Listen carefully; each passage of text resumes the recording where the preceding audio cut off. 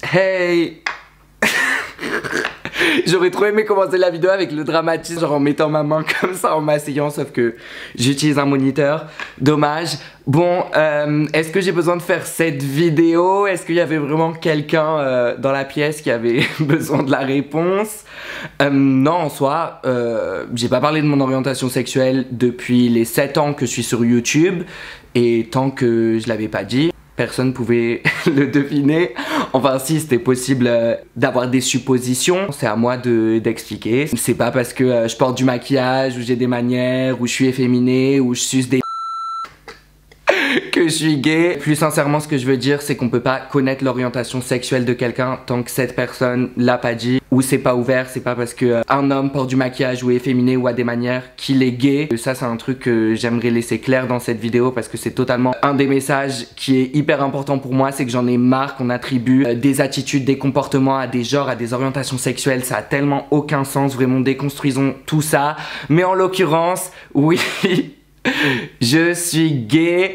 Enfin, c'est un tout petit peu plus compliqué que ça. Il y a un peu plus dans l'histoire. Du coup, j'imagine que dans ce genre de vidéo, je dois raconter mon parcours. Voilà, ce qui s'est passé. Pourquoi est-ce que j'ai caché ça à YouTube pendant 7 ans. Et pourquoi aussi je me le suis caché à moi-même pendant 20 ans. Ça, c'est la première question qu'on devrait se poser. Enfin, si, il y a beaucoup de raisons pourquoi je l'ai caché depuis 20 ans. En me replongeant dans mes souvenirs qui ont mené à l'acceptation de moi-même et de mon orientation sexuelle. Bah évidemment, je vais me rappeler de moments qui n'ont pas été super cool. Donc ça fait 3 ans que je vis ma vie gay librement, que j'ai fait mon coming out à mes amis, à ma famille, sujet sensible. Enfin, je pense que tout le monde le sait. C'est juste que, évidemment, après que je filme cette vidéo, je dois quand même appeler mes grands-parents pour leur confirmer. Mais là, c'est mon coming out à vous. Je savais pas où était le bon moment. Quand je sais pas, je bloque et je me dis, bon, on verra bien à un moment, j'aurai envie de le faire. Et ce moment, c'est là, un jeudi, random, à 23h53. Donc faisons un voyage dans mes souvenirs. Tout a commencé vers la fin de la primaire. Voilà, j'avais mes petites amoureuses, je trouvais les filles belles. Vers la fin de la primaire, je me rappelle que je me suis dit, oula, les garçons aussi, genre, c'est beau. Ils sont jolis, j'aimais regarder. Surtout ceux qui étaient plus grands. Là où j'étais, on avait maternelle, primaire, collège et lycée ensemble, parce que c'était à l'époque où j'habitais en Espagne. Mais je me rappelle, il y avait un garçon, je regardais à la récré, je me disais, mais il est trop beau. Genre vraiment, je le trouvais trop beau, et je le trouvais plus beau que des filles que je trouvais belles. Mais c'est pas un truc que je culpabilisais. Voilà, enfin, je trouvais tout le monde beau, je trouvais tout le monde joli, et c'est tout. J'ai pas grand chose d'autre à dire de cette époque, parce que j'ai pas forcément beaucoup de souvenirs. Arrive le collège, la puberté. Directement, je me mets dans la case hétéro. Enfin, pour moi, c'était la normalité. Enfin, je me posais même pas de questions. Je sais pas, pour moi, c'était même pas possible que je sois gay ou bisexuel ou n'importe quelle catégorie. Pour moi, j'étais juste hétéro. Genre, j'avais jamais été éduqué au fait que cette question était une question ouverte et que je pouvais me la poser. Est-ce que je préfère les garçons? Est-ce que je préfère les filles? Est-ce que j'aime les deux? Qu'est-ce qui se passe? Enfin, mes parents m'ont jamais forcément posé la question non plus. Et j'ai jamais eu de référent gay dans ma famille, dans mes amis. Dans tout le collège et tout le lycée, personne n'était out. En Espagne, c'est une histoire encore plus différente. J'ai cette impression, peut-être via mon vécu, mais en tout cas, j'avais l'impression que c'était hyper fermé à la question. C'est-à-dire, c'est un pays catholique en plus, donc c'est encore moins facile. Mais je continuais de trouver les gens beaux, genre que ça soit mec ou fille, genre je les trouvais beaux. Je commençais à avoir de l'attirance. Là où je m'étais vraiment posé la question, ouais, pendant la puberté, du coup, évidemment, enfin pas évidemment, c'est triste que ça soit une évidence, et je pense que on devrait pas être autant exposé à ce genre de contenu quand on est jeune. Mais voilà quoi, je regardais des vidéos que j'étais pas forcément censé voir, où je regardais une vidéo hétérosexuelle, et là je commençais à me dire, je crois que ce qui me provoque de l'excitation, c'est plus le garçon dans la vidéo que la fille. C'est-à-dire, je me disais, attends, là Antonin, t'es en train de regarder vraiment genre le garçon, c'est lui en fait qui t'attire. C'est tout bête comme déclic. Mais ouais, je me disais en fait, ouais, je suis plus attiré par les hommes que par les femmes. En fait, je me rappelle parfaitement de ce moment où j'avais eu la réalisation, et il y avait eu un moment de calme, et pile après ce moment de calme, de la panique. Genre de la panique de l'inconnu. Je pense que c'était de la panique de me dire, donc ça veut dire que peut-être que je suis gay. J'avais tellement de préjugés, mon Dieu. Oh, mais j'ai de la peine pour moi, genre quand j'ai compris ça et quand vraiment j'y ai pensé. c'était devenu obsessionnel, c'est-à-dire que pour moi c'était un truc que je devais cacher par tous les moyens et je voulais même pas me l'accepter à moi-même, c'est-à-dire que je faisais le maximum pour le refouler. Pour moi c'était pas normal, je m'étais mis plein de préjugés, ce qu'on peut dire au collège, l'image que j'avais moi-même des gays c'est horrible. Du coup j'avais une image qui était tellement péjorative et c'est-à-dire que cette image péjorative, je me la renvoyais constamment à moi-même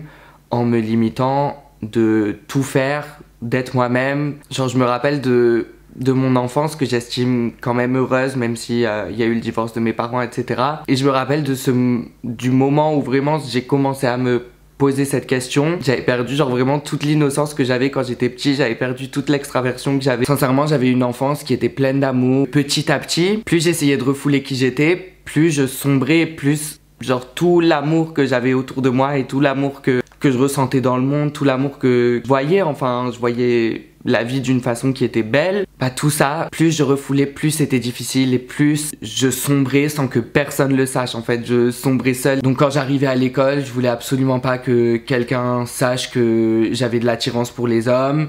Mes attitudes, comment j'ai été toute ma vie, c'est-à-dire que j'étais un enfant libre, j'étais un enfant qui faisait ce qu'il voulait. C'est la chance que mes parents m'ont donnée avec mon éducation. Je m'étais mis tellement de préjugés. Bon, j'ai pris un petit moment pour me remettre de mes émotions. C'est fou comment après toutes ces années, la souffrance, elle reste quand même là et tu t'en rappelleras toujours. Et je me rappelle avoir complètement changé la façon dont je me traitais moi-même. Je commençais à rendre de plus en plus ma vie un enfer en essayant de cacher ce secret, en ayant une peur constante que quelqu'un le sache et aussi en changeant qui j'étais, en changeant mon comportement parce que je me disais non, je peux pas agir comme ça parce que sinon ça va faire trop gay au point où j'arrêtais de croiser mes jambes parce que je me disais non, c'est un comportement qui va faire comprendre aux gens que peut-être je suis gay.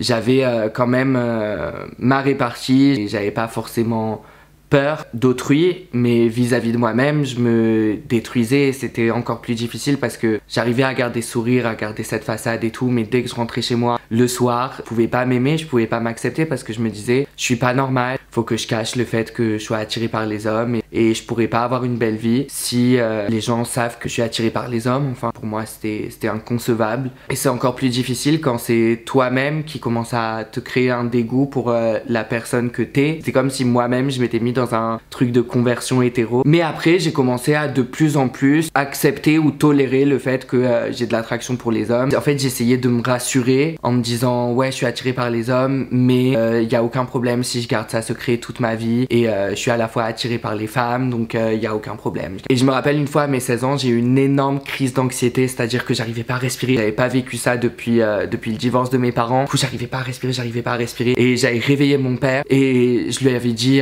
papa, j'ai un truc à te dire, je crois que je suis bisexuel. Mais je me rappelle que il avait dit non mais qu'est-ce qui se passe, t'as un problème avec une fille, et il avait essayé de me convaincre que j'étais pas bisexuel. Disant non mais c'est normal que tu te poses des questions, c'est normal. Mais t'inquiète, non, t'aimes les filles. Genre il avait essayé de me mettre dans la tête que en gros j'étais hétéro et que c'est comme ça, point. C'était pas méchant, hein. Pour lui c'était pas une question, c'était pas une ouverture et il y a aucun problème sincèrement. Je lui en voudrais jamais. C'est une génération différente où il a jamais été exposé à ça non plus. Du coup quand il m'a dit ça, bah j'étais là en mode il comprend pas et je sais pas, il doit avoir raison. Bref, du coup en plus c'était horrible parce que je me rappelle que ma belle-mère, elle avait dit que je disais ça pour attirer pour attirer l'attention. Après vous étonnez que j'ai pris 7 ans à faire mon coming out sur YouTube. Ça m'a marqué quand même comme ça, que moi je dévoile un truc personnel et qu'on me dise que je le fais pour attirer l'attention. Bah je gardais cette noirceur en moi et du coup ça me rongeait de plus en plus en moi. Je suis aussi tombé amoureux pendant cette époque d'une fille. J'étais sincèrement amoureux, enfin c'est la seule fois de ma vie, j'ai jamais ressenti ça encore pour un garçon et c'est la seule fois de ma vie que j'ai vraiment été amoureux. Donc c'est très difficile parce que c'est pour ça que je dis que je suis gay, mais c'est un peu plus compliqué parce que je dis à tout le monde que je suis gay parce que c'est la réponse la plus facile et je me mets encore des préjugés. Je sais que des gens ont des préjugés sur moi et que si je commence à dire que non, je suis bisexuel ou pansexuel ou je peux tomber amoureux d'une fille, Je sais que les gens vont dire non mais il se cherche, il sait pas assumer, de toute façon tout le monde fait un coming out en étant bisexuel et après fait un coming out en étant gay. Donc bref, je vais pas mentir à mon cœur non plus et je sais que quand j'avais été amoureux, après j'avais de l'attraction pour la personne, j'avais tout et c'est difficile parce que j'ai de l'attraction en énorme majorité, genre c'est presque indéniable pour les hommes en priorité. Mais je sais aussi qu'il y a une porte ouverte et que je peux tomber amoureux d'un cœur et après que ça me provoque de l'attraction pour la personne et que ça me provoque de la passion et tout le reste. Du coup, je pense qu'il y a beaucoup de gays aussi qui se ferment la porte vis-à-vis de ça, c'est-à-dire qu'ils se disent ouais, je me mets dans la case gay, du coup jamais je pourrais être avec une fille ou jamais je pourrais avoir de l'attraction pour elle. C'est pas mon cas et c'est pour ça qu'on a encore des combats à faire parce qu'il y a encore beaucoup trop de cases qui sont mis à l'intérieur de notre communauté et c'est pour ça que je compte tellement sur notre génération et la nouvelle génération pour casser tous ces stéréotypes de genre, d'orientation sexuelle. C'est triste mais je vais pas m'attarder sur ça, c'est horrible parce que genre même là je sais qu'il y a plein de gens qui vont dire non mais il se cherche, non mais jamais il pourra blablabla, c'est pour se donner bonne conscience. Bref, croyez ce que vous voulez. C'est juste triste que dans notre société, même à l'intérieur de notre propre communauté, on ait encore des stéréotypes et pas assez d'acceptation. Après, je continuais de vivre ma vie. J'ai quand même des très bons souvenirs de mes années lycée, de mes amis, etc. Ce qui s'est passé, c'est que, vous le savez, si vous avez vu la vidéo sur mon addiction au cannabis, pendant l'été de mes 17 ans, voilà, ma meilleure amie, on n'était plus amis. C'était là où le secret, clairement, j'en pouvais plus. Genre, j'en pouvais plus de pas être moi-même, j'en pouvais plus de me détester, j'en pouvais plus de me torturer pour qui j'étais. Et c'est là où je suis tombée à fond dedans, du coup, dans le cannabis. Et c'est là où je fumais énormément de cannabis. Il y a une vidéo où je parle de ça si vous voulez voir plus en détail. Dans la vidéo, j'ai dit que je m'acceptais pas et que je m'aimais pas et qu'il y avait plein de trucs qui allaient pas. Et bah, la plus grande raison, c'était mon orientation sexuelle. Et c'est pour ça que je me détestais autant, que je visais l'inconscience avec le cannabis et vraiment je m'aimais pas et du coup je pouvais prendre des quantités énormes. Je voulais juste que mon cerveau il ferme sa gueule, je voulais juste pas entendre mon cerveau, je voulais que mon cerveau réfléchisse pas. Tellement je me détestais, tellement secrètement je cachais qui j'étais et genre oh mon dieu. Du coup j'avais dit à mon père ouais papa je crois qu'il y a quelque chose qui va pas, faut absolument que j'aille voir une psy. La psy que je choisis, la seule psy que je connaissais c'était la psy qui m'avait suivi du coup pendant le divorce de mes parents parce que du coup quand des divorces etc c'est intéressant que l'enfant se fasse accompagner par une psychologue qui aide dans cette situation qui est difficile. Donc je revois cette psy, oh mon dieu, et j'étais trop content, je me disais elle va pouvoir m'aider elle. Et c'est pas cette psychologue après des séances et tout.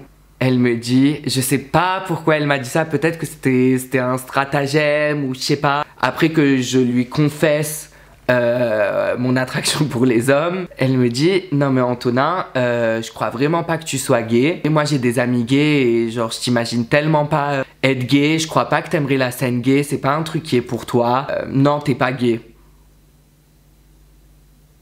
Donc en fait, ma psychologue, donc clairement... En plus, quelqu'un qui m'a suivi quand j'étais enfant, donc c'est-à-dire je me dis ouais peut-être qu'elle me connaît à fond depuis mon enfance et tout, je sais pas quoi. Elle me dit que je suis pas gay quand je lui dis que je suis attiré par des hommes. Elle me disait que c'était juste un fantasme. En gros que j'étais hétéro et j'avais un fantasme sur les hommes. Genre comme si c'était mon kink genre. Après peut-être que j'étais tellement refoulé que quand je lui parlais je lui disais peut-être pas tout, je sais pas. Et c'est pour ça qu'elle m'avait dit ça. Donc comme vous comprendrez ça m'a pas du tout aidé à m'accepter moi-même. Mais elle m'a donné une clé pour rester refoulé encore un petit moment. Et après arrive ma première expérience gay à mes 18 ans à Malte. Du coup ce qui est ouf c'est que après cette expérience quand même le lendemain j'étais de retour et j'essayais de refouler ça. Et j'ai vécu après de mes 18 ans à mes 20 ans, sans accepter ça en mes 20 ans, quand j'étais à Los Angeles, avec mes potes américaines. Clairement, quand on m'a demandé la question, là j'ai dit, bah écoute, je crois que je suis bisexuel, donc c'était déjà un pas en avant. Oh mon dieu, la fois où je l'ai dit et que c'est passé, genre qu'il n'y a eu aucun jugement, j'étais tellement libérée. Oh mon dieu, du coup, après, j'ai FaceTime tous mes amis français. Et je leur ai fait mon coming out et je me sentais trop bien. Du coup voilà, pendant les 3 dernières années de ma vie, j'ai vécu ma meilleure vie. Et je sais pas pourquoi j'ai pris autant de temps à le dire devant une caméra. Un truc qui est sûr, c'est que j'ai jamais caché qui j'étais. Je suis tellement content de la personne que je suis et surtout que j'essaie de battre à la hauteur que je peux, au pouvoir que je peux, ces préjugés qu'on peut avoir sur les genres. Et parfois je me demande si sans les réseaux sociaux, sans YouTube, j'en ferais autant. Mais je me rappelle de cette souffrance que j'avais quand je me mettais des préjugés, que je me disais non, un homme est pas censé agir comme ça, je suis pas censé faire ci, je suis pas censé faire ça, je suis pas censé pleurer, je suis pas censé porter du maquillage, je suis pas censé jouer avec des poupées. Je m'empêchais de faire ci ou je m'empêchais de faire ça vis-à-vis de moi-même, vis-à-vis des préjugés que la société avait mis dans ma tête. Ça me remplit de bonheur de me dire que maintenant j'ai plus du tout ça dans la tête, j'ai plus du tout ces préjugés, et aussi de me dire que peut-être via mes vidéos, via mes photos, ça peut en inspirer d'autres à être eux-mêmes, à vivre leur meilleure vie, à pas écouter les préjugés, à pas écouter les stéréotypes de genre. Depuis que j'ai commencé à être comme ça, j'ai eu des centaines de milliers de désabonnements, c'est-à-dire que si vous voyez mes statistiques YouTube, en vrai il y en a beaucoup qui sont arrivés, mais il y en a beaucoup qui sont partis à chaque fois que je postais une vidéo avec du make-up et tout. Ça me dérange absolument pas, et je sais que maintenant mon profil il est moins mainstreamable, mais je vis beaucoup mieux et je me dis que je peux inspirer des gens, et ça me rend trop heureux. Et c'est un peu comme une vengeance envers la société de cet Antonin qui a autant souffert, à se bloquer, qui a bloqué son propre bonheur, qui a bloqué sa personnalité. Et le but de cette vidéo, c'est s'il y a une personne devant ton écran et si tu t'es identifié à la souffrance que j'ai pu vivre, et c'est ça qui me fait énormément de peine, c'est de savoir qu'il y en a qui la vivent aussi, qui peut-être la vivent encore d'une façon encore pire que ce que j'ai vécu, malheureusement. Sache que, en tout cas, moi je te comprends. Je sais que c'est difficile, mais ce que je peux te dire aussi, c'est que y a pas un problème avec toi-même. Tu es qui tu es pour une raison, et même si je sais que c'est difficile, j'espère que tu n'oublies pas qu'il y aura des moments meilleurs. Et peut-être que si tu t'en rends pas compte là maintenant, il y a une sensation de liberté qui va arriver vers toi, et vraiment il y a des moments de bonheur que peut-être tu n'as jamais vécu et tu sais même pas à quoi ça ressemble, mais ils vont arriver. En tout cas, sache-le. Sois gentil avec toi-même, et même si t'en as pas l'impression et t'as peut-être l'impression que on t'aimera pas pour qui tu es, sache qu'il y a tellement de gens qui t'aimeront pour qui tu es. En tout cas, moi, je t'aime pour qui tu es. Donc tiens bon, sois fort, sois forte, et te mets pas la pression. Chaque chose en son temps. Vraiment, s'il y a des questions que t'as peut-être pas envie de te poser maintenant, te les pose pas. L'attraction physique, l'attraction émotionnelle, l'amour, l'orientation sexuelle, c'est un spectre. C'est pas tout noir, tout blanc. Peut-être que pour quelques personnes, c'est tout noir, tout blanc. C'est pas obligé de l'être pour toi. Et si tu te poses des questions là maintenant, s'il te plaît, sache qu'il y a tellement de gens qui te soutiennent et que tu connais peut-être même pas, mais que tu vas rencontrer sur le chemin. De gens qui vont t'aimer, de gens qui vont surtout jamais te juger. Donc ne te juge pas toi-même. Et si toi, devant ton écran, t'es jugé pour qui tu es, ou insulté pour qui tu es, ou harcelé pour qui tu es, c'est difficile de le croire quand on le vit, quand c'est notre quotidien. Et je sais pas comment ça doit être, et je compatis tellement pour toi, et il me fait trop de peine de me dire qu'on est encore dans une société où il y a beaucoup d'homophobie, malheureusement. Mais s'il te plaît, sois fort, parce qu'à un moment ce sera toi qui choisiras les personnes qui t'entourent, et même si t'en as pas l'impression, tu peux avoir le pouvoir de plus écouter ce que les idiots disent, les insultes qu'ils peuvent faire, parce que ça en dit plus sur eux que sur toi. Ça dit rien sur toi, rien.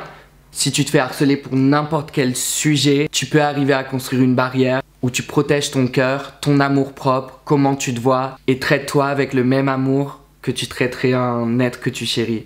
Pour toutes les personnes qui vont pas me juger après cette vidéo, je vous aime, et pour toutes les autres, tant pis. Bon, là, faut encore que je fasse mon coming out à quelques membres de ma famille. Je vous tiendrai au courant de comment ça se passe.